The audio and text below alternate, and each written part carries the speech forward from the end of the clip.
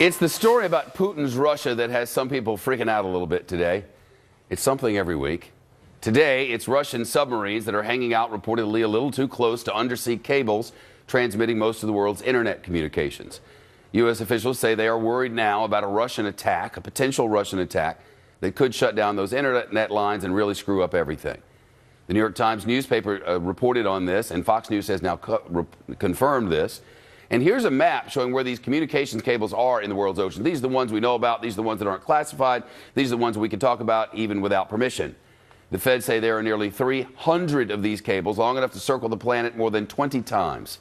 The New York Times newspaper reports Russia's Navy appears to be circling the area, examining some of those cables in the deepest parts of the ocean, about 5 miles down there, where any cuts would be very difficult to reach and repair. Jennifer Griffin's at the Pentagon. It's something every week with the Russians, Jennifer, going all back to Crimea and really before that. That's right, Shep.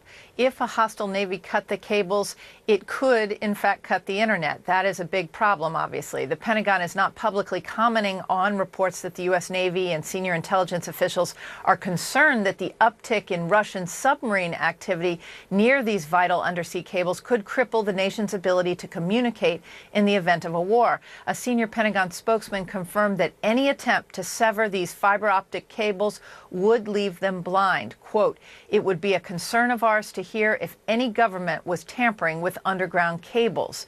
Defense officials who I've spoken to say they have been watching an uptick in Russian naval activity near these known undersea cable routes.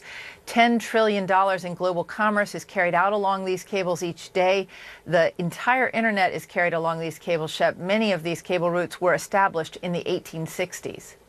Separately, Jennifer, but of importance, there's a word that the United States Navy is sending a warship to the South China Sea now, and those artificial islands that the Chinese are building. Is that right?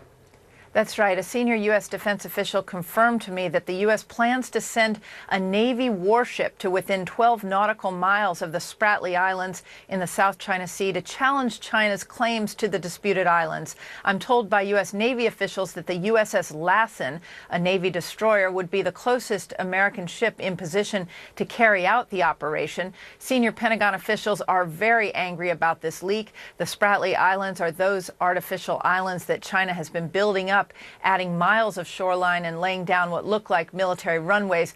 I'm told there is some consideration being given to calling off the operation, shifting the timing due to the leak and the operational security concerns. Defense Secretary Ash Carter and Chairman of the Joint Chiefs, General Joe Dunford, leave for Asia this Friday. Shepard. Jen Griffin at the Pentagon. Jennifer, thank you.